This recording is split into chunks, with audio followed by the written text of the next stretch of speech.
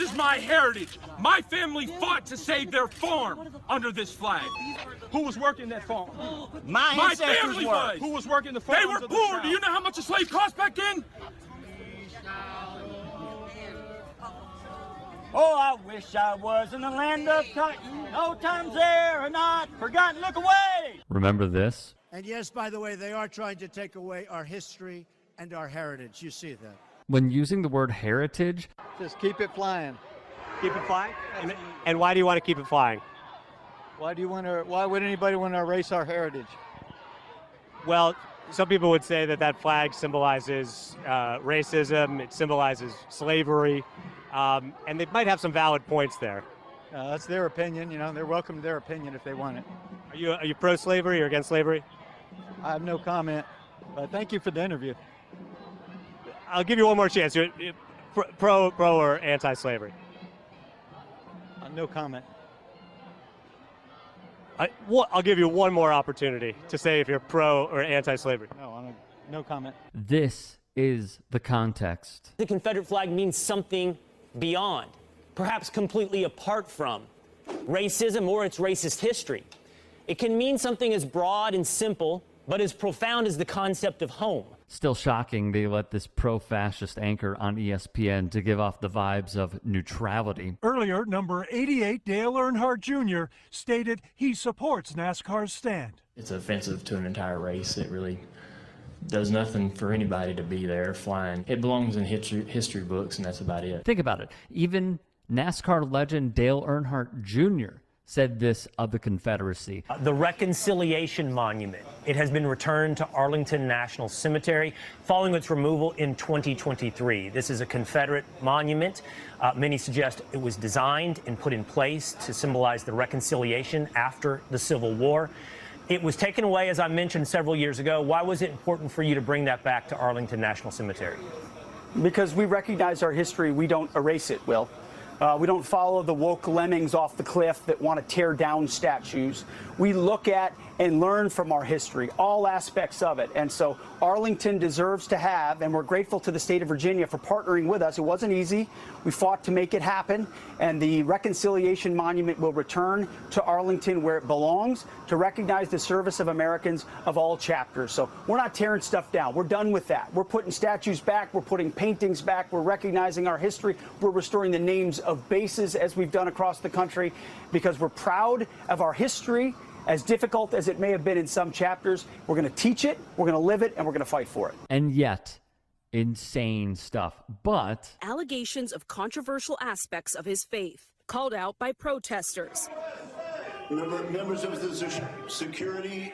Much of the outrage fueled by his tattoos, which include a symbol known as the Jerusalem cross on his chest, another saying D.O.C, Latin for God wills it, and a common battle cry during the Crusades, the religious wars led by Catholics to convert Muslims a millennium ago. Those symbols also used by groups that associate with Christian identity. The Southern Poverty Law Center, which tracks hate groups, defines that as an anti-Semitic racist theology that asserts white people are favored by God in the Bible.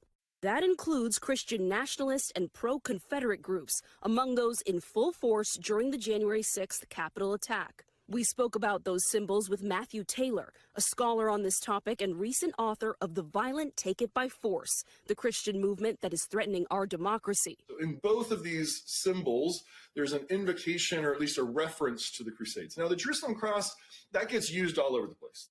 The Deus Vult tattoo tends to signal more far-right extremism. I do not know of any mainstream Christian groups or leaders who have embraced that in the modern world. A U.S. military official told our Courtney Kuby in November that those tattoos prevented Hegseth from being on the D.C. National Guard security detail for President Biden's 2021 inauguration. when you look at what he is and what he represents, it's actually not surprising at all. Thus, Bomani Jones saw all of this and weighed in. I love watching them statues get topped. I love it. I don't even know why we need to pretend like there needs to be some orderly way to do it. That was the bomb. It wasn't terribly different than when they took them statues down to Saddam Hussein over there in Iraq. In fact, there's a few more of them I feel like that we could get to. The idea that we have to pay a certain measure of homage to another country This isn't even the idea, and I think the part that's the most problematic is to operate as though this is the history of our country that we're talking about and the people that we're naming about. No, it's some people that we beat down this one time. And so, no, we don't have to be orderly about it. We don't have to honor it. We don't have to do any of those things. My question in this real time is, who asked for this?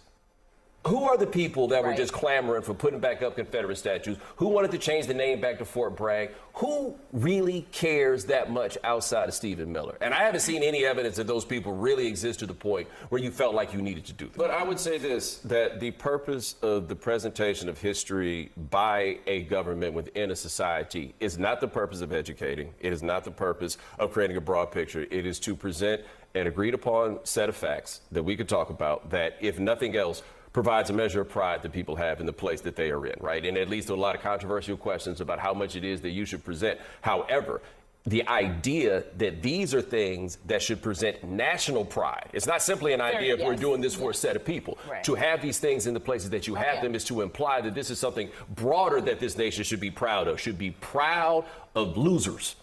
That does not sound like the America that people told me about. Hey, let's also not forget when Bomani Jones and Will Cain worked for the same company, ESPN, and then Will Cain hosted his own show, and Bomani Jones broke his golden rule of not calling in and potentially getting into a debate, if you even want to call what I'm about to play with you, a teammate, or, I mean, you can't even call them teammates. If he were to call in to a person who works for the very same network and get into a conversation like this. So let's try this. If I would ask you in 1865, what is the greatest impediment to race relations in America, what would you have said? Would you have said the whole thing about tribalism and everything else? No. Really, the impediment to racism is white people not treating black people as being of equal levels of humanity. But you can't tell people not to overreact when you see what you think is a noose, and then justify people overreacting on the back end to the idea that it did not go the way it appeared to have.